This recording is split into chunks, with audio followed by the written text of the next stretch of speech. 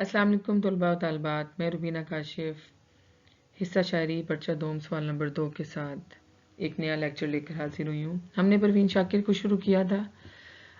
आज हम उनके ओ लेवल निसाब की दोनों गज़लियात उनका तनकीदी जायज़ा देखेंगे। परवीन शाकिर उनकी गज़लियात का तनकीदी जायज़ा इस वीडियो में आप मुलाहिज़ा करेंगे। परवीन शाकिर उर्दू अदब की मुनफरिद और मुमताज़ शायरा हैं। उनकी शायरी में औरत और मोहब्बत को मरकज़ी अहमियत हासिल है। उनके कलाम में ताज़गी, शगुफ्तगी और नरमी का उनसर नुमाया है। उनकी गज़लों में नया लहजा, दिलकश उसलूब और इनफरादी सोच इन्हें जदीद शोरा की फहरिस्त में शामिल करता है। परवीन शाकिर की शायरी में निस्वानी एहसासात के साथ साथ महरूमी और उदासी और ज़ाती तजुर्बात की झलक भी नज़र आती है। इसके अलावा उनकी गज़लों में नाउमीदी, हुस्न मलाल और सोज़ो गुदास जैसी कैफियत भी मिलती हैं। शामिल निसाब गज़ल में से एक शेर इसकी अक्कासी करता है। अकब में गहरा समुंदर है, सामने जंगल, किस इंतहा पे मेरा मेहरबान छोड़ गया। परवीन शाकिर की शायरी में मौज़ूआत की दिलकशी और जदीद लबो लहजा के साथ साथ उनके फ़िक्र व ख़याल की पुख्तगी का राज भी खुलता है। वो अपने महबूब की बेवफ़ाई को एक नया रूप और नया मानी देती हैं और अपने महबूब की बुराइयों के साथ साथ उनकी खूबियों का भी एतराफ़ करती हैं। वो कहीं भी गया लौटा तो मेरे पास आया, बस यही बात है अच्छी मेरे हर जाएगी। परवीन शाकिर की शायरी की नुमाया खुसूसियात में से एक खुसूसियत तंज भी है। वो अपनी गज़लों में तंज के निश्तर चलाते हुए महबूब की बेवफ़ाई को अलामतों और इस्तारों के साथ इस तरह बयान करती हैं कि जिसकी मिसाल बहुत कम मिलती है। अब इस शेर में तंज की काट मुलाहिज़ा कीजिए। रफ़ाक़तों का मेरी उसको ध्यान कितना था, ज़मीं ले ली मगर आसमान छोड़ दिया।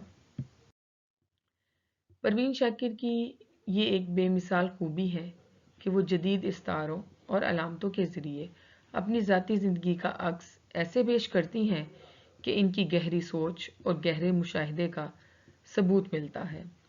वो महबूब की लापरवाह तबीयत और लोगों के जुल्म को बड़ी खूबसूरत अलामत के साथ बयान करती हैं। वो बारिश के रंग को मुआशरे के बुरे रवैये से अलामत करती हैं और अपनी ज़ात को एक फूलदान से इस्तारा करती हैं, जिससे ये मुराद है कि इनका महबूब जानता भी था कि बारिश फूलों को बर्बाद कर देती है, फिर भी मेरे महबूब ने खुले दरीचे पर फूलदान रख दिया और वही हुआ। लोगों ने उस फूलदान यानी शायरा की ज़ात को बर्बाद कर दिया और महबूब और शायरा में जुदाई डलवा दी। इस शेर में कुछ ऐसी ही सूरत हाल बयान की गई है। अजीब शख्स था बारिश का रंग देख कर भी, अजीब शख्स था बारिश का रंग देख कर भी, खुले दरीचे पर एक फूलदान छोड़ गया। परवीन की शायरी में उनकी ज़ाती ज़िंदगी और ज़ाती महरूमियों और नाकाम इज़दवाजी ज़िंदगी का अक्स नज़र आता है। वो अपने कलाम में नाकाम हसरतों और आरजुओं, महबूब की बेवफाई और जुल्म ज़्यादती को इस अंदाज में बयान करती हैं कि पढ़ने वाला उनकी बेबसी को वाज़ेह तौर पर महसूस करता है। उन्होंने महबूब के छोड़ जाने की ज़िल्लत और रुसवाई को इस तरह बयान किया है कि उनकी लाचारगी उनके अल्फाज में झलकती है। कैसे कह दूं कि मुझे छोड़ दिया है उसने, कैसे कह दूं कि मुझे छोड़ दिया है उसने, बात तो सच है मगर बात है रुसवाई की।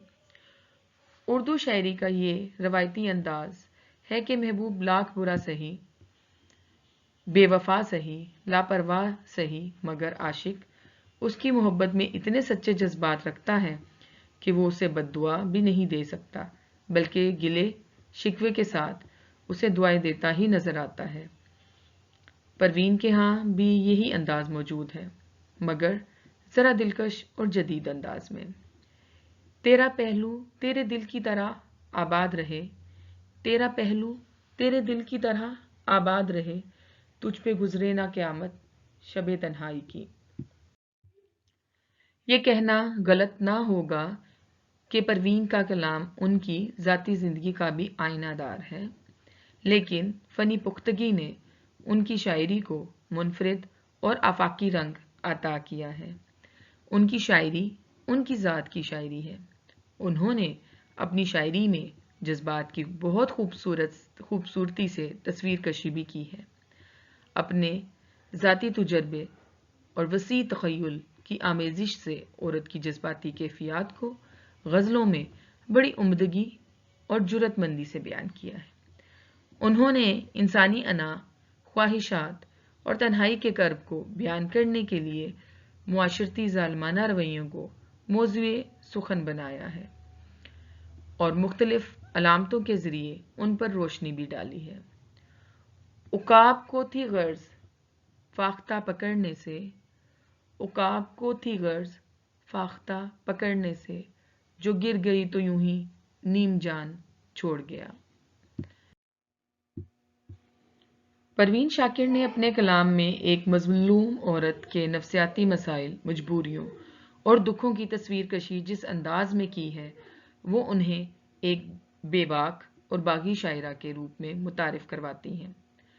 اپنے منفرد لہجے اور عورتوں کی جذباتی و نفسیاتی مسائل پیش کرنے کے باعث اردو شاعری کو ایک نئی شکل دیتی ہیں۔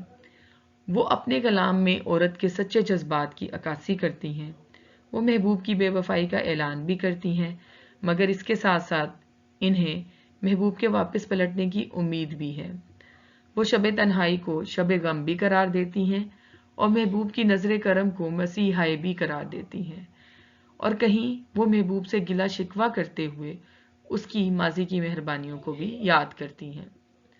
جو بادلوں سے بھی مجھ کو چھپائے رکھتا تھا، جو بادلوں سے بھی مجھ کو چھپائے رکھتا تھا، بڑھی ہے دھوپ تو بے سائبان چھوڑ گیا۔ تو طلباء، یہ تھا ان کی دونوں غزلوں کا تنقیدی جائزہ جو ہمارے نصاب میں شامل ہے، او لیولز کے نصاب میں۔ امید ہے کہ آپ اس سے کافی مستفید ہوئے ہوں گے۔ اس کے ساتھ ہی روبینہ کاشف کو اجازت دیجیے۔ ایک نئے لیکچر کے ساتھ جلد ہی حاضر ہوں گی۔ اس وقت کے لیے اللہ حافظ۔